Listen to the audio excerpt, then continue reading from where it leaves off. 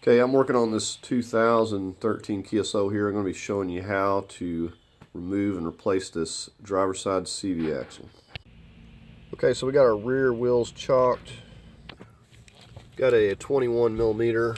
Go ahead and break these loose. Okay, we got it lifted up. I'll show you where I got it positioned here. We're just right there on this part of the frame now. With newer ones, you're going to have these little skirts under here, so you won't be able to actually see this. But you'll have a spot right in here, or if you want, you can get under this part of the subframe right here. Right now, we'll just go ahead and finish removing all of our lugs.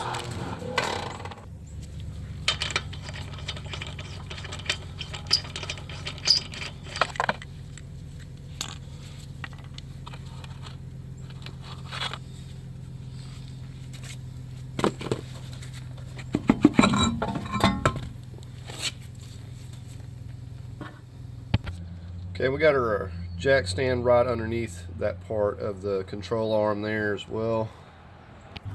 And we just leave the jack in place. Okay, so first thing we gotta get this uncrimped right here. You notice it's crimped here. And sometimes they may be crimped in two spots. This one's just crimped here. So I've got a little center punch, hammer. We're gonna try to get it pushed back up here.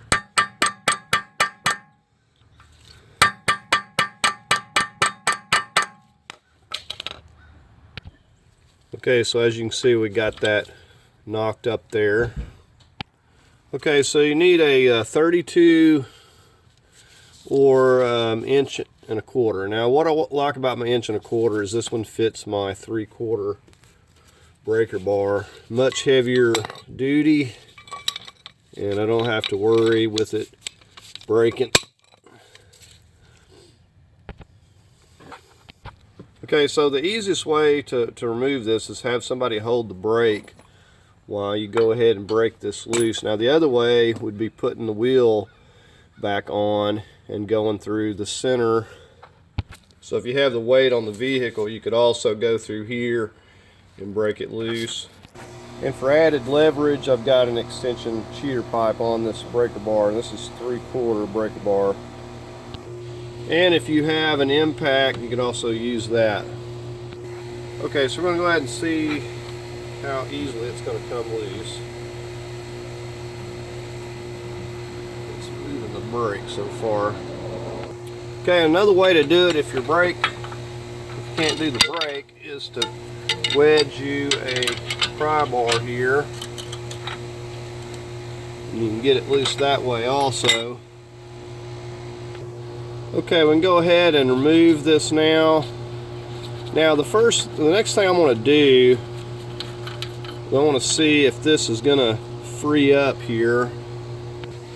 Okay, so I'm going to take my shot filled mallet.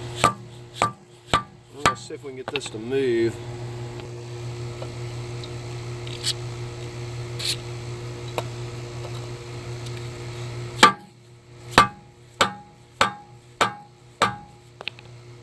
Okay, so far it's not budging. Okay, next thing we're going to do is we're going to put this back on. We're kind of run it flush where we still have a gap here. You can see it, we have a gap there. So this thing is no stranger to being hit. Now this is my 8-pound sledge.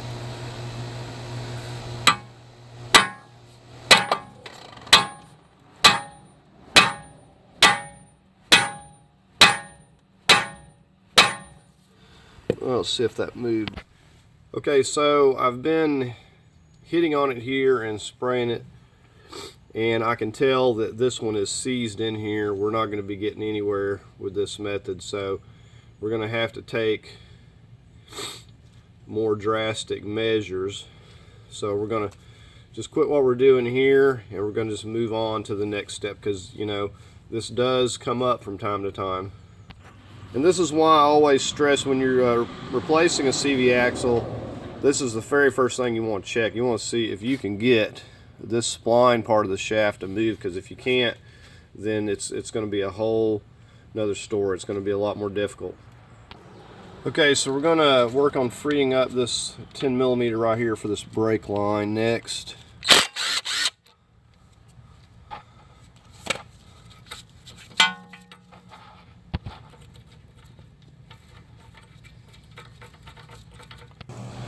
Okay, we're going to come behind the rotor here. We've got top and bottom a couple 17 millimeter bolts. I'm going to go ahead and get these loose. Just using my extended ratchet. Okay, we'll get on the one down here on the bottom. I'm just kind of feeling for it.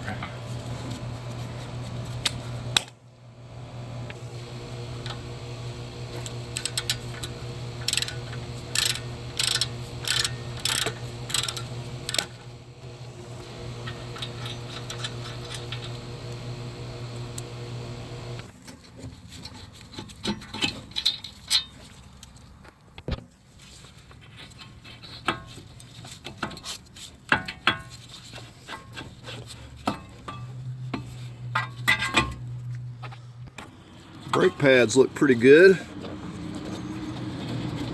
I'm going to hook it up here on my bungee strap. You want to make sure you got it enough out of the way so it's not going to be slowing you down any. Now these Phillips can sometimes be iffy because they like to stick. I'm using my little impact here, but sometimes you got to drill the heads off of them.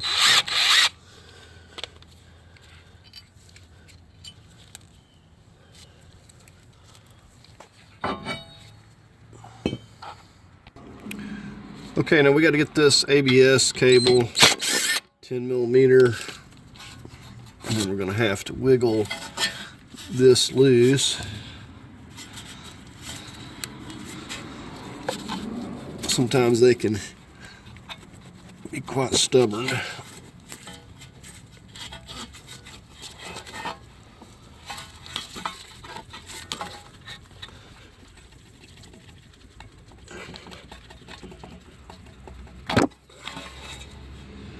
Alright, so there we got it.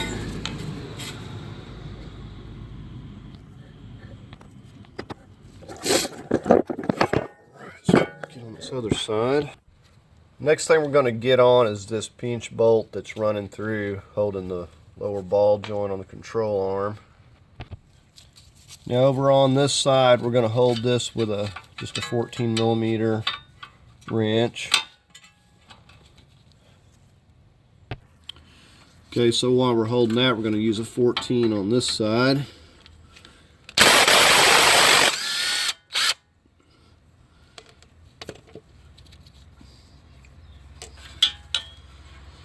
Okay, that's a little bit stuck. Hit it with the rubber mallet.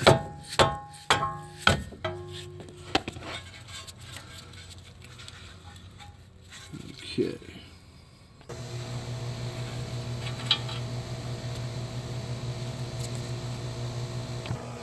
I'm going to take my 3-foot crowbar and kind of slide it under here. You see how I've got it? It's hanging out here. On this end, I usually just slip a rag to kind of keep it from slipping as bad. Okay, and with that hooked underneath over there, I usually start hitting it here. Now, you want to watch out for your dust shield here.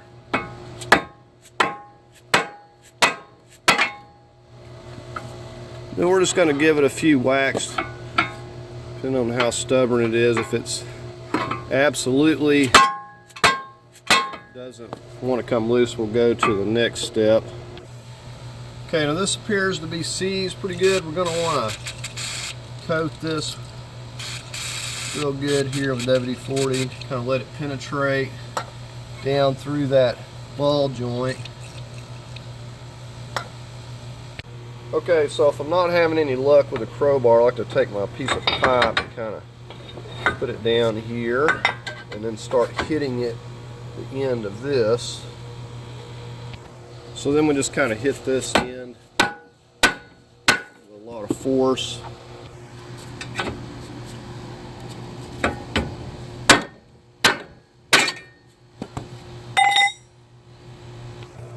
Alright, so next thing we're going to get on is removing this from the strut, the knuckle here, and I've got a 19 on this side on the nut, moving it from this side. I'm going to hold this with a 17 millimeter.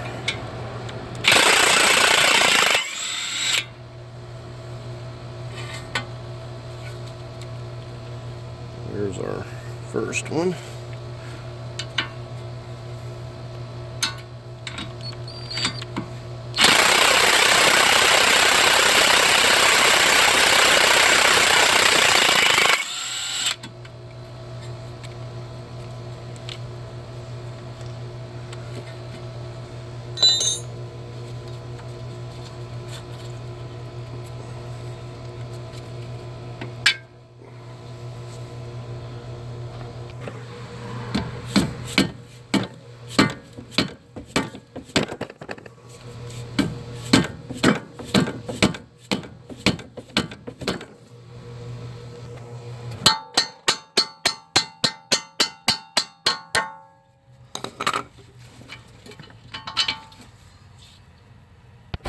Okay, so I want to make sure this is freed up here.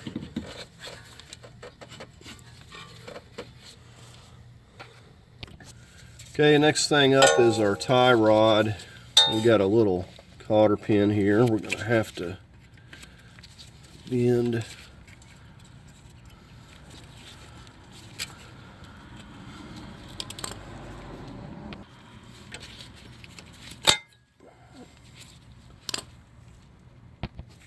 Got a 17 millimeter Castle nut.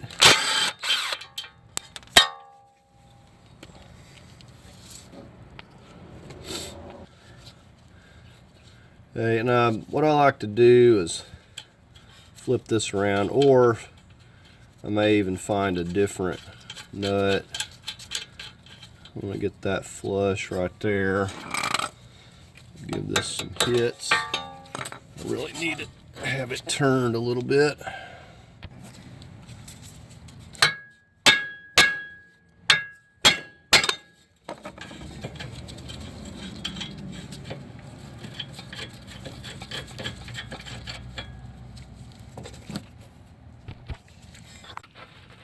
Okay, we're getting ready to pop this out of here. I've just got my 3-foot crowbar and we're coming right in through here. You could take the splash shield off, but you can get in here without removing it. You see how we're just getting on the other side of this, hooking this CV axle. Okay, I believe I'm hooked in behind it there. Let me see how much. Okay, there we go. See how easily that popped loose. Okay, so we're just gonna pull this whole entire knuckle out here, and I've got a pan down there. Now this is a manual,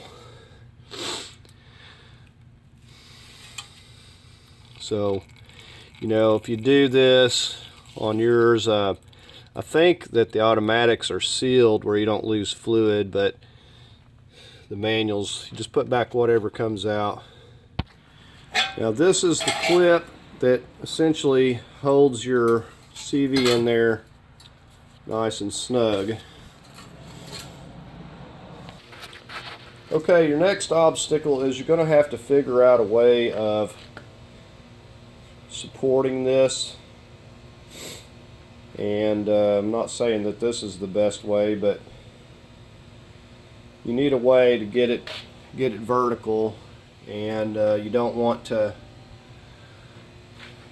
to be stable, but you know the goal is to get this out. And so we need something, you know, if you have something better, you just need something stable, but it's got to be something solid.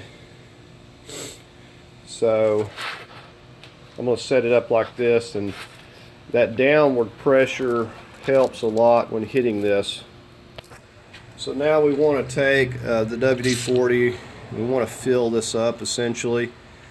It will work its way down through here. It may take a while for it to seep down through, and I have had some that of the worst ones where they set for 24 hours just to be able to get it out of there and knock it loose. And the other option you have is getting yourself another knuckle.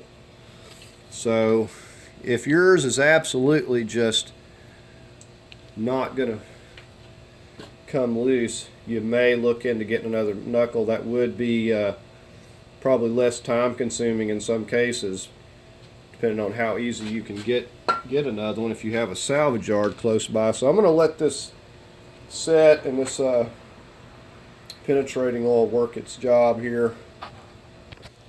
Okay, and after I've let it set, I'm going to go ahead and put this back on here, and we're going to kind of do like we did before. We're going to hit this. I'm going to have to definitely keep an eye on this because it'll probably fall if I'm not careful here.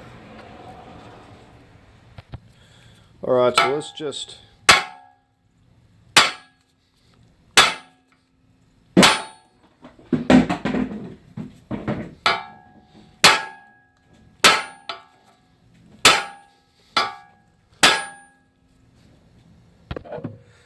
okay, so it's going to take a little patience and some doing. We've got it moving. It's still not like loose, but we do have it moving. Might actually have fluid seeping down through it now even. Let me see if I can show you. So you see we got a little bit of a gap there, but it's not just loose, but it is moving. Okay, we're making progress. I've run out of room with the nut because it's down flat now, so I actually have to hit this part, but you got to be careful because you don't want to mushroom it. If this gets mushroomed, it gets rather difficult to get it to go through. You also don't want to hit this, but this is a really stubborn one, and it's just not, usually by the time you bottom the nut out they'll relent, but this one is not. Okay, so see how far down we got. This thing's still holding on. I'm kind of putting something up here because I don't want to hit the face of this bearing or I'm going to mess it up and be replacing that too. So something taller would even be more ideal. Okay, I've got it moving. I've switched over to this. It's just a puller tool.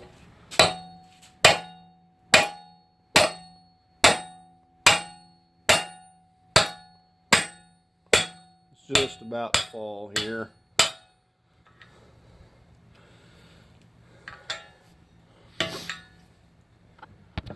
Alright, it's just a little bit more.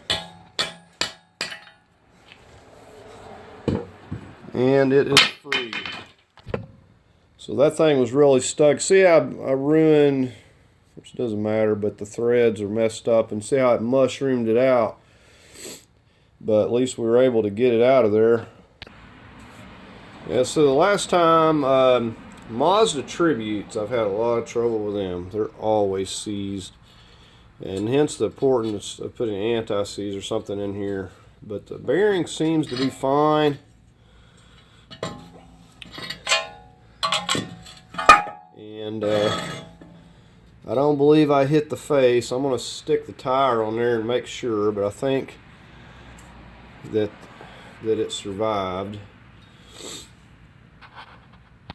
Okay, I'm going to go ahead and put some of this back together before we put the CV axle back in.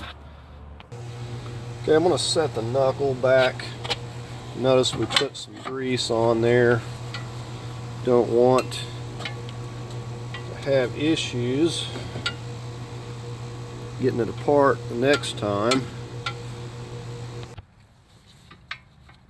Okay, we got it fully seated.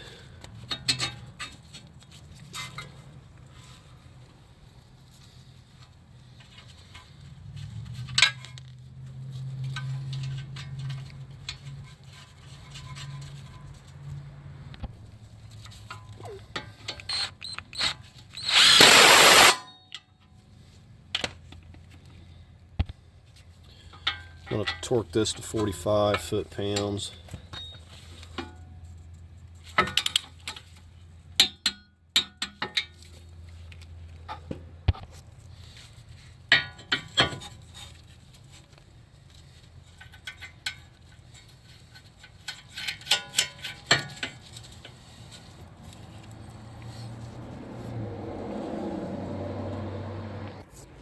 So 17.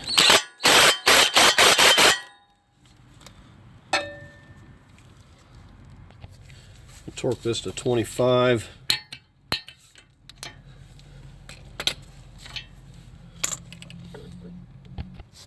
Now if this doesn't line up, you'll have to rotate it a little bit more. So just bend this back around. Okay, we got our new CV axle here. One of the first things you want to do, put you a little dab of grease on your clip. You can use this and also put some around this and your seal in there, or you'll want to use some clean trans fluid. So you want to make sure that's clean. Okay, we're just going to start feeding this right through here.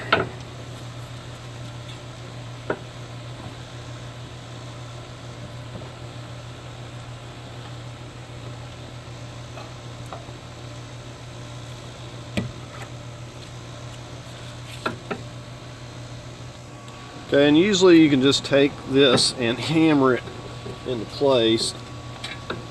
Just give it some hammering action.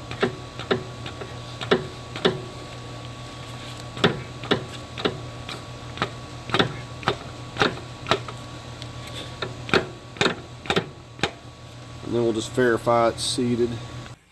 Okay, so we'll just come under here and we can verify that it is seated.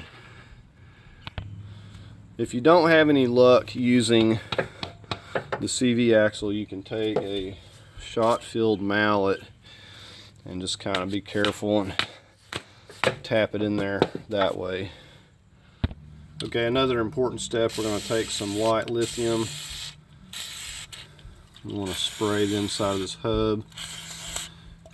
With the old one, it won't be uncommon to have a lot of corrosion, and you may have to work with it to get it to sliding in and out of here freely. This appears to be going okay up to a certain point, and it's kind of stopping there, so I'm going to have to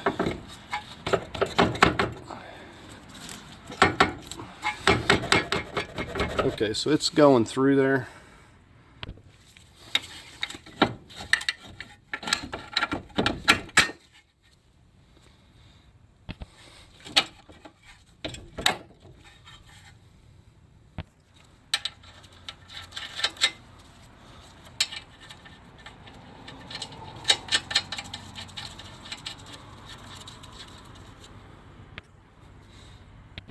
So this is not moving real freely here, and it should be. So what we have to do is kind of work this thing a little bit, because it's probably got corrosion. So we're going to have to work a little bit of grease in there.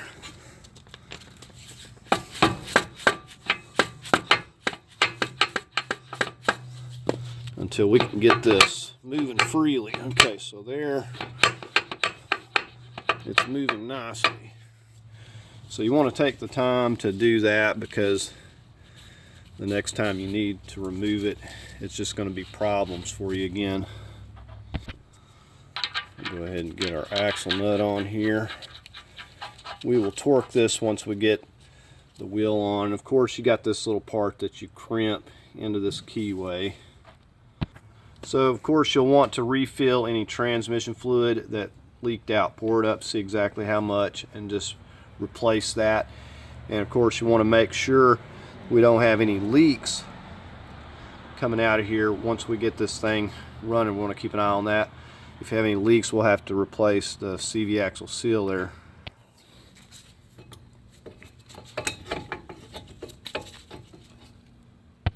Okay, so I had to push that piston back slightly. It didn't want to go back on for whatever reason. Okay, we got some medium Loctite.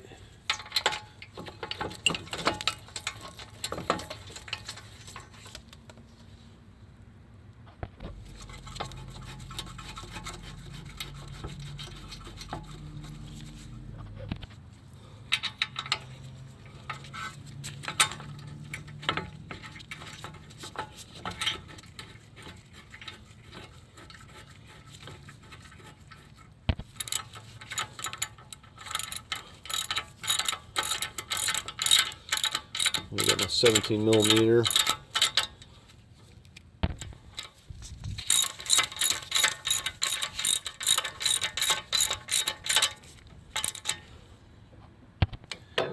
Okay, so 65 foot-pounds on these.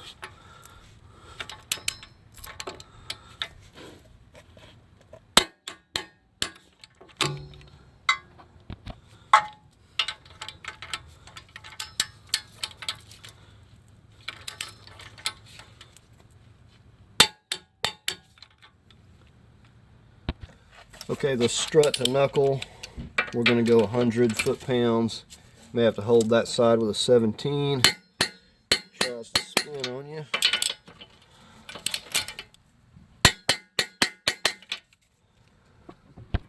Okay, we'll get our brake line back in its place here.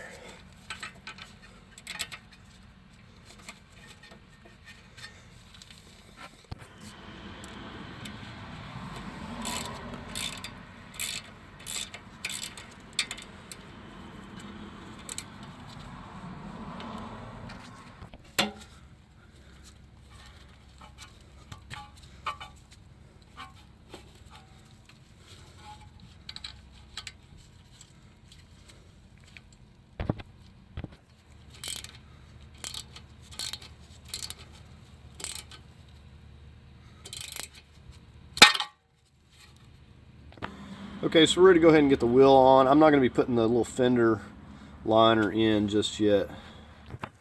Okay, and we'll also leave the wheel cover off for now till we get our axle nut torqued. I'm just going to get these on there. I'm not going to torque them down.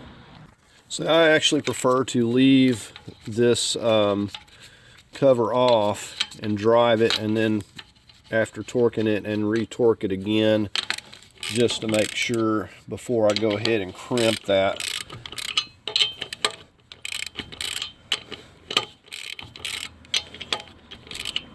So we'll finish snugging, torquing these up once we get the vehicle lowered. Okay, we got the vehicle lowered, so we can go ahead and torque our lugs to 100 foot-pounds.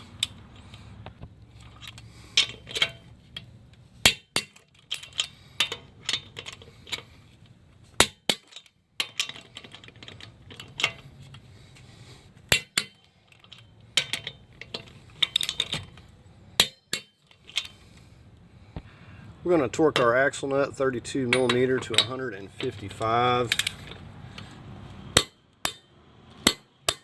And I usually like to leave the cover off, drive it, and then check it again before knocking this in right here.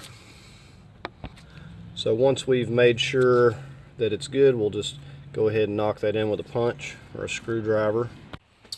Okay, so replacing this driver's side CV axle is not too bad, with the exception that you run into it being stuck in the hub, and then it kind of turns into an ordeal. But all in all, not too bad of a job. The only other thing you would need to check is if you got any leaks. You want to get a flashlight and look, make sure the CV axle seal's good. If it is leaking, then that would be something that would need to be addressed. But anyways, I hope you found the video helpful. If you did, give it a thumbs up. As always, I invite you to subscribe, and thanks for watching.